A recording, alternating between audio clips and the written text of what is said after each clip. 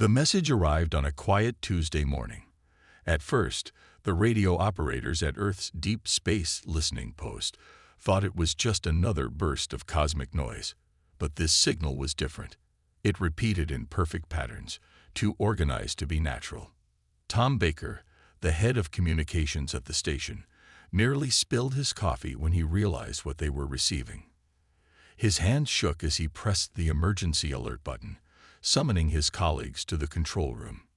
"Look at this pattern," he said, pointing to the screen where green lines danced in uniform waves. "It's not random. Someone is trying to talk to us." Within hours, the best code breakers from around the world gathered virtually to decode the message. It took them 3 days of non-stop work to understand what they were seeing.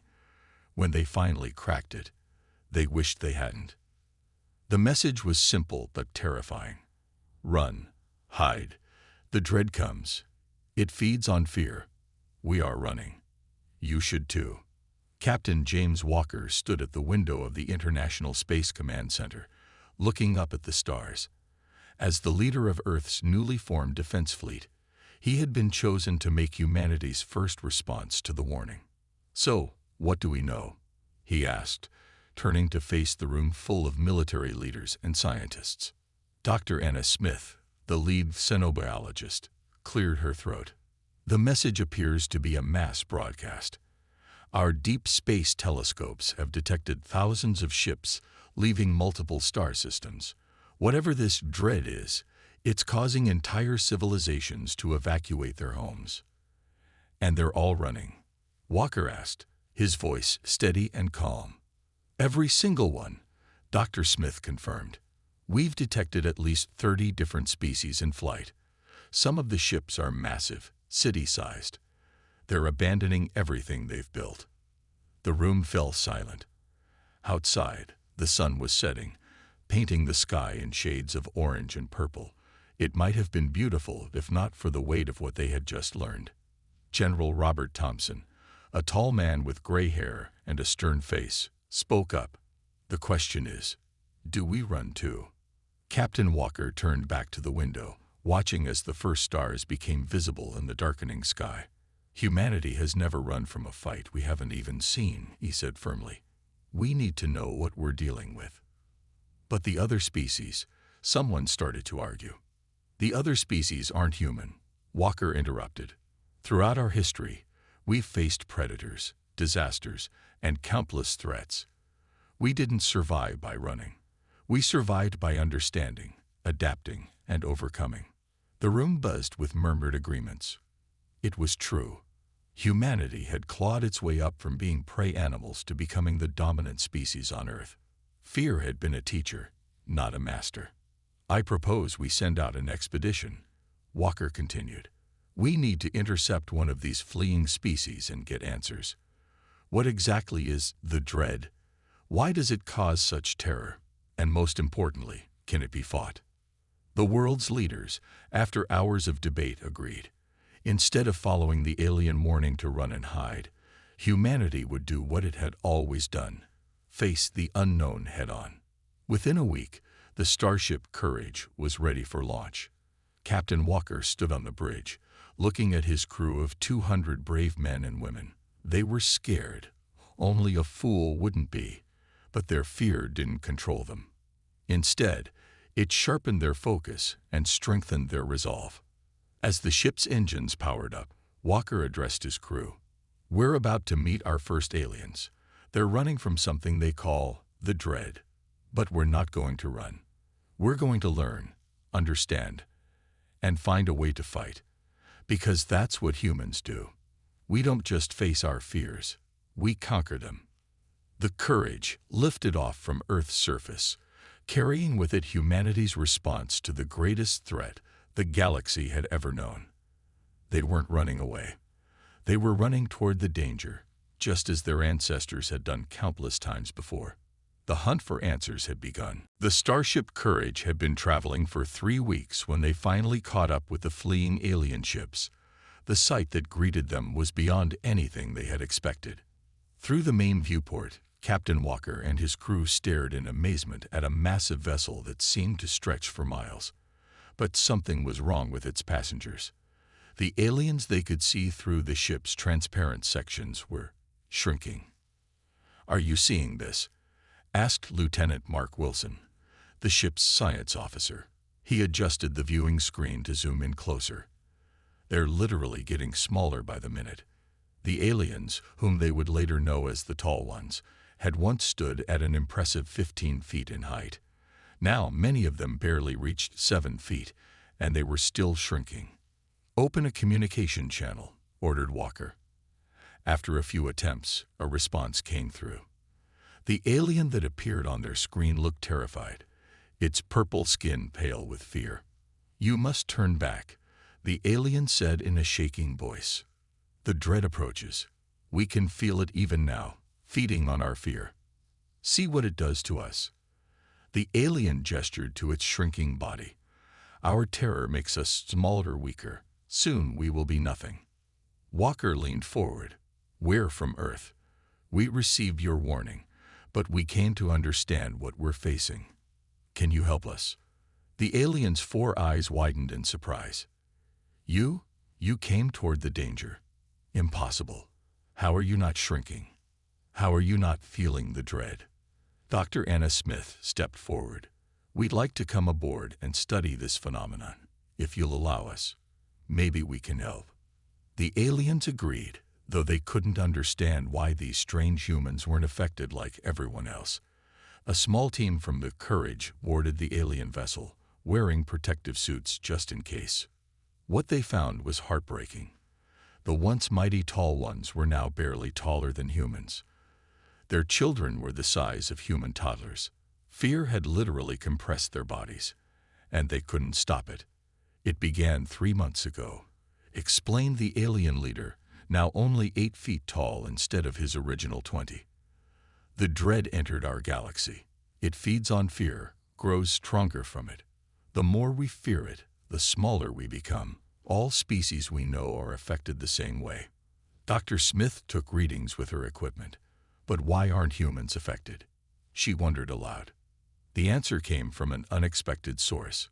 One of the alien scientists, looking at the humans' biological data, made a startling discovery. "Your species," the alien said with wonder. "You evolved alongside predators on your world, yes. You learned to use fear, to fight through it." Walker nodded. "Earth was never a safe place. We had to learn to survive despite our fears." "That's it." The alien scientist grew excited, momentarily forgetting his own shrinking condition. "Your bodies produce chemicals, adrenaline, cortisol, that turn fear into action. You don't just feel fear, you use it." The humans looked at each other as understanding dawned. What they had always seen as a primitive trait, their fight-or-flight response, might be their greatest weapon against the dread. Before they could discuss this further, alarms blared throughout the alien ship. The Tall Ones began shrinking faster, some now barely 4 feet tall. "It's getting closer," the alien leader whispered, terror clear in his voice. "The dread approaches this sector. You must leave while you can." But Captain Walker had other ideas. "No," he said firmly. "We're not running. If our ability to face fear makes us resistant, then we need to study this thing. We need to understand it. And maybe, just maybe, we can find a way to fight it." The aliens stared at the humans in disbelief. Here was a species, walking straight toward the very thing that had sent the most powerful civilizations in the galaxy running in terror. As the human team returned to the Courage, they had a new mission. They weren't just investigating anymore. They were humanity's best hope against an enemy that fed on fear itself. The real test was about to begin. Earth's solar system had never been so crowded. Within days of the Courage sending their findings back home, alien ships began arriving in waves. They came seeking shelter, hoping that whatever made humans resistant to the dread might protect them too. Captain Walker stood in Earth's new Space Command Center, watching holographic displays of the refugee ships entering orbit. The Tall Ones had come first, followed by the Crystal People, whose transparent bodies sparkled like diamonds, and the Builders, massive creatures who could shape metal with their minds. "How many ships now?" Walker asked the control room operator. "Over 3,000, sir," the operator replied. "And more keeping coming. We're running out of orbital space." The situation was both a crisis and an opportunity. Earth had become humanity's fortress against the dread, but it was also becoming the greatest gathering of alien species in known history. Dr. Smith arrived with her latest findings. "Captain, you need to see this," she said, pulling up data on the main screen. "We've been studying why humans are different. It's not just our adrenaline response. It's our entire evolutionary history." The screen showed comparisons between human brain patterns and those of their alien visitors. "Look here," she pointed. "Most spacefaring races evolved on peaceful worlds.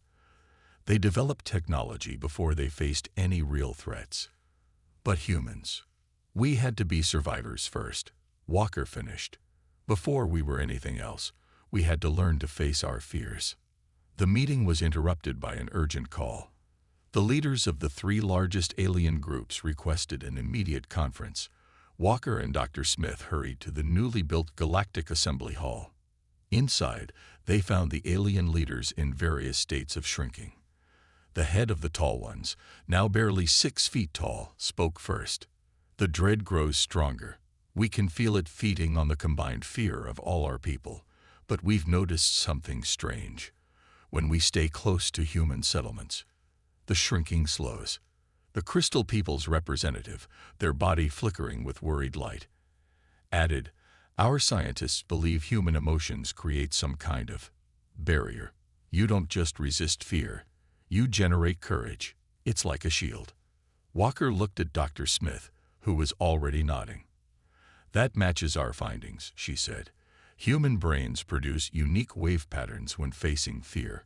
We don't just fight it, we transform it." The builder leader, their metallic voice humming with hope, made an unprecedented proposal. "We want to form an alliance, not just for protection, but to learn from humans, to understand how you face fear without running." "Your species is young," the tall one added. "You haven't even mastered faster than light travel on your own. But you have mastered something far more important: courage in the face of terror." Captain Walker stood at the center of the hall, feeling the weight of this moment. Humanity, the newcomers to space travel, was being asked to lead the fight against the galaxy's greatest threat. "We'll help," he said firmly, "but we need to work together. Your technology, combined with our resilience, might be the key to fighting the dread." The alliance was formed that day. Earth became the training ground where aliens learned to face their fears. Human teachers worked with alien students, showing them how to transform terror into determination. Human scientists worked with alien engineers, developing technology that could amplify and project humanity's unique resistance to fear. As the work progressed, something remarkable happened. Some of the aliens began to show signs of recovery. The tall ones stopped shrinking. A few even grew an inch or two. "It's working," Dr. Smith told Walker one evening, reviewing the latest data. "They're learning to face their fears instead of running from them. It's slow, but it's real progress." Walker nodded, but his expression remained serious. He knew this was just the beginning. The dread was still out there, growing stronger, feeding on the fear of countless civilizations. The real test would come when it finally reached Earth. But now, at least, they wouldn't face it alone. The warning came from Neptune's monitoring station. Something vast and dark was moving through the outer solar system, distorting space itself. The dread had arrived. Captain Walker rushed to the command center, where screens showed the approaching entity. It looked like a tear in reality, a moving shadow that shouldn't exist. Even through video feeds, its presence made the alien observers physically shrink in terror. "Status report," Walker called out, watching as the alien members of his crew fought against their instinct to run. "It's bigger than we thought," Lieutenant Wilson replied, his hand steady on the controls while their alien allies trembled. "The shadow covers most of Neptune's orbit. And, sir, it's affecting our alien allies worse than ever." He was right. The tall ones in the command center had shrunk to barely 4 feet in height.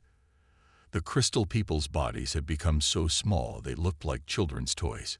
Even the mighty builders, usually towering over humans, had compressed to human size. But the humans stood firm.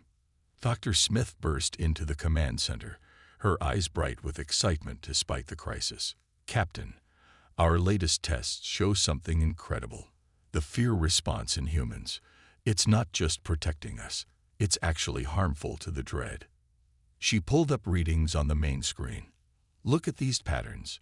When humans feel fear but face it anyway, when we push through it, we generate a kind of anti-terror energy. It's like emotional radiation, and the dread recoils from it." Walker leaned forward, studying the data. "Can we use this? Weaponize it somehow?" "We already have," Dr. Smith said, grinning. "Remember those courage amplifiers we've been developing? The ones that help our alien allies resist shrinking. We've modified them. Now they don't just block fear. They project human courage." The alien leaders, monitoring from their ships, joined the discussion through holographic projections. Despite their diminished size, their voices remained strong. "Our ships detect the dread feeding on the fear of our people," the tall one leader reported. "But wherever human crews are stationed, there are gaps in its influence." Walker made a quick decision. "Deploy all available human crews to the outer system defense platforms and activate every courage amplifier we have." Throughout the solar system, human ships moved into position. They were smaller than their alien allies' vessels, less advanced, but they carried something more powerful than advanced technology: the human spirit of defiance. The dread approached Neptune. Everyone watched as the massive shadow engulfed the blue planet. But instead of finding easy prey, it encountered something new: resistance. "It's working," Dr. Smith shouted, watching her instruments. "The courage amplifiers are creating a barrier. Every human emotion of defiance, every moment of facing fear, it's like poison to this thing." The shadow writhed, pulling back slightly from the human ships. For the first time since it entered the galaxy, the dread had found prey that fought back. But their victory was short-lived.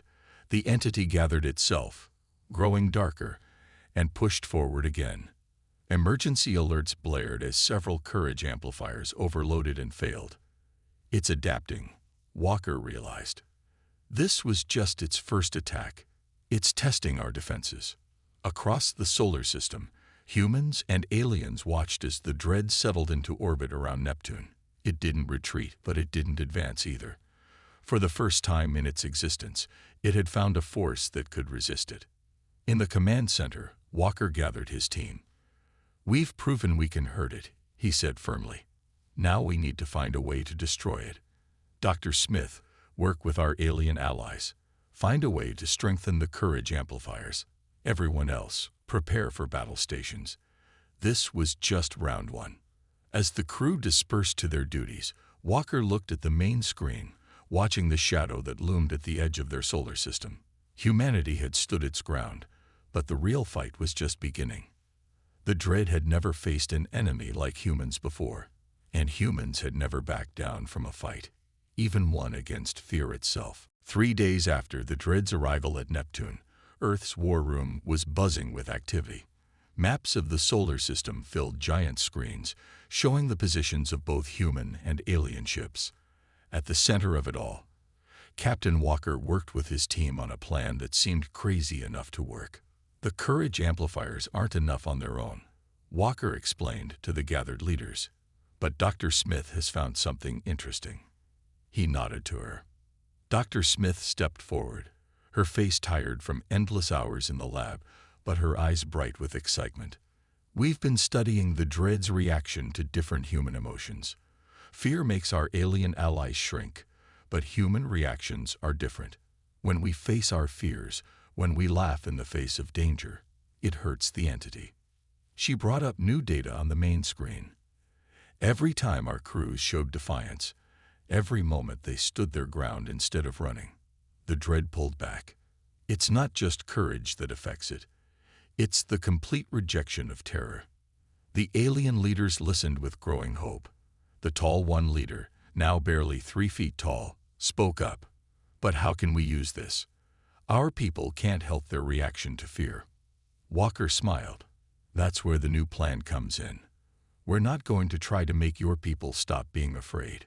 Instead, we're going to use human crews as shields while your ships deliver the real punch. He pulled up a new display showing a modified courage amplifier. Our engineers have been working with the builders. They've created what we're calling brave bombs, devices that store and amplify human emotional responses. When triggered, they release a burst of pure human defiance. The builder representative, their metallic body compressed to human size, nodded. The technology is crude by our standards, but effective. We've never thought to weaponize emotions before. Lieutenant Wilson stepped up to explain the battle plan. We'll position human ships in a sphere around the Dread. Each ship will carry these new brave bombs.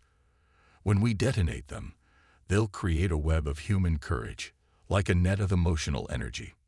Meanwhile, Walker continued, the alien fleet will use their advanced weapons through the gaps in the Dread's defenses.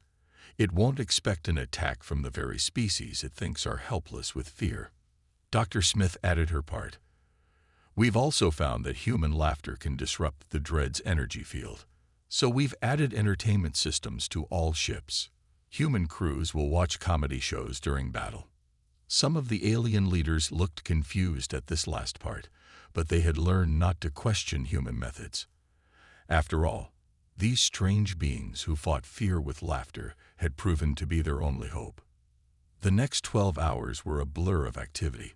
Human ships moved into position around Neptune, their crews watching old comedy shows and telling jokes to charge up the brave bombs. Alien ships hung back, their weapons ready, waiting for their moment to strike. Walker stood on the bridge of the Courage, watching the final preparations. This is either the bravest or the craziest thing humanity has ever attempted, he said to Dr. Smith. She laughed, a sound that made the Dread's shadow ripple uncomfortably. Maybe both, but that's what humans do best, isn't it? We turn our crazy ideas into victory. The final checks were completed. The brave bombs were charged. Throughout the solar system, human crews reported ready, their ships forming a sphere around the vast shadow that had terrorized the galaxy. Walker took a deep breath. This was it. The moment humanity would prove that fear itself could be defeated. He opened a channel to all ships. All units, prepare for Operation Lightbringer. Remember, we're not just fighting for Earth anymore. We're fighting for every species that's ever felt fear. It's time to show the Dread what happens when it picks a fight with humans. He looked at the massive shadow lurking near Neptune, and for the first time since this began, he smiled. The real battle was about to begin. Operation Lightbringer begins now. Captain Walker's voice echoed through every ship in the human fleet. Activate brave bombs on my mark. The vast shadow of the Dread loomed before them, stretching across Neptune's orbit like a tear in space itself. It had grown larger, feeding on the fear of countless aliens hiding in Earth's solar system. But now it faced something new.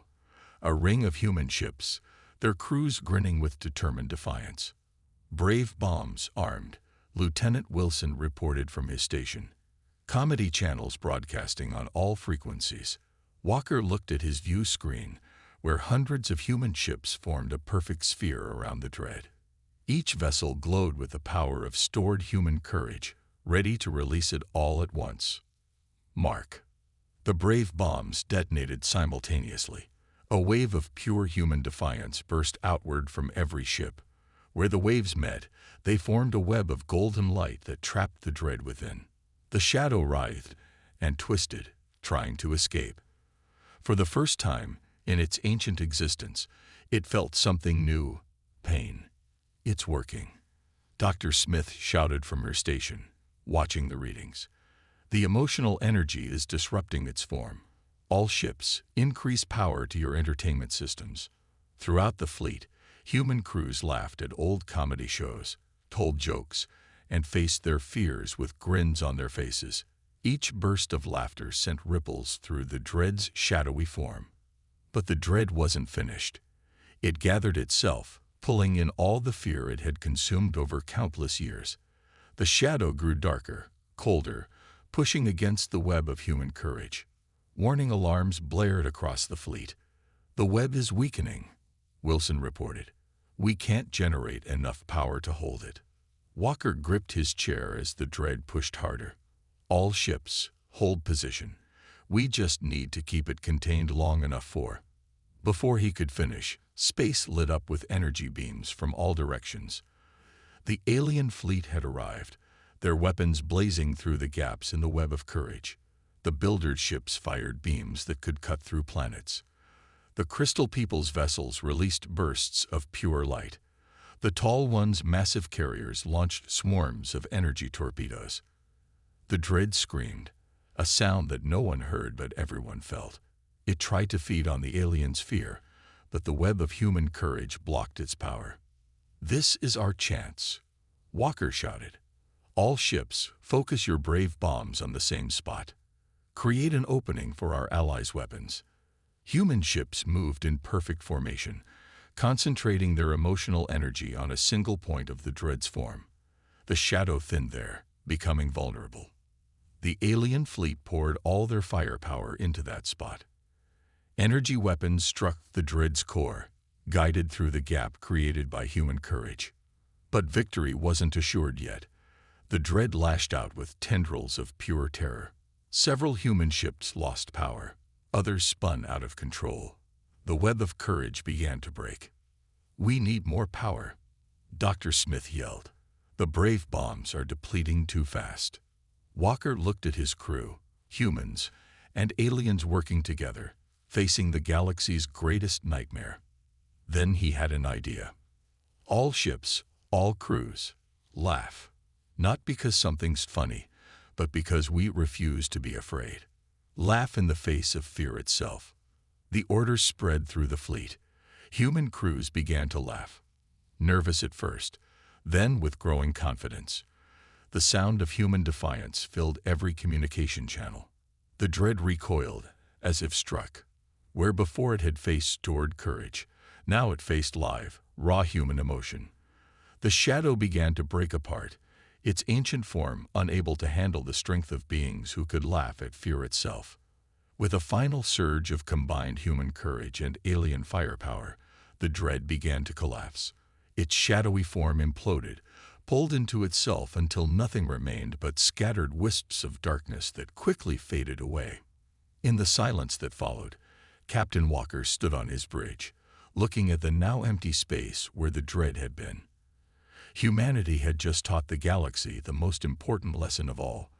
True courage isn't the absence of fear, but the strength to laugh in its face. 1 month after the dread's destruction, Earth had changed forever.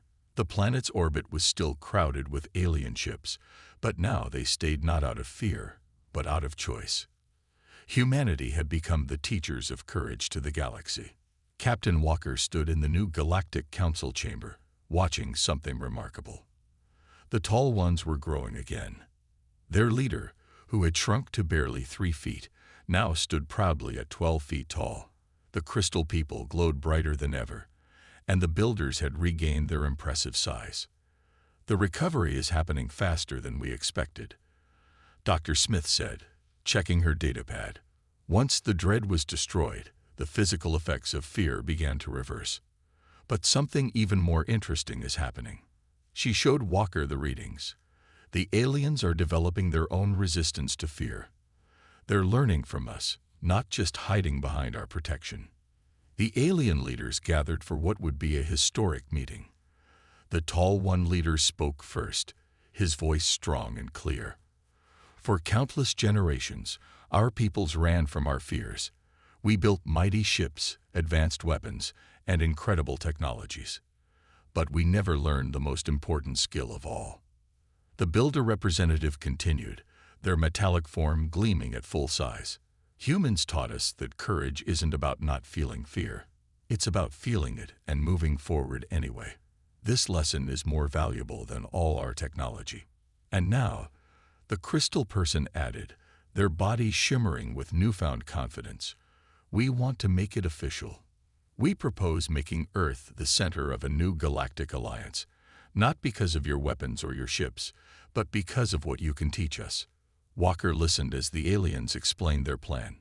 Earth would become the heart of a new civilization, one built not on running from fears, but facing them. Human teachers would help alien species learn to overcome their terrors. In return, the aliens would share their advanced technology. There's more, Dr. Smith said excitedly. Remember how the brave bombs worked by storing human courage? We found a way to help aliens generate their own version of that emotion. They'll never shrink from fear again. The news spread across Earth and through the alien fleets. Humanity had done more than defeat a terrible enemy. They had changed the very nature of galactic civilization. Lieutenant Wilson brought more good news. The last traces of the dread have vanished from space. But more importantly, look at this. He showed them long-range scans of distant galaxies. Other civilizations are emerging from hiding. They've heard about what happened here. They want to learn from us too. Walker smiled as he watched humans and aliens working together in the council chamber. Engineers from Earth were already working with builder technology, planning faster-than-light ships that would carry human courage to the farthest reaches of space. Crystal people taught humans about energy manipulation while learning about Earth's entertainment and humor. Tall ones studied human history, amazed by stories of how a small primitive species had faced countless challenges and emerged stronger. You know what this means? Dr. Smith asked Walker. We're not just the species that defeated fear. We're the ones who will teach the galaxy how to laugh.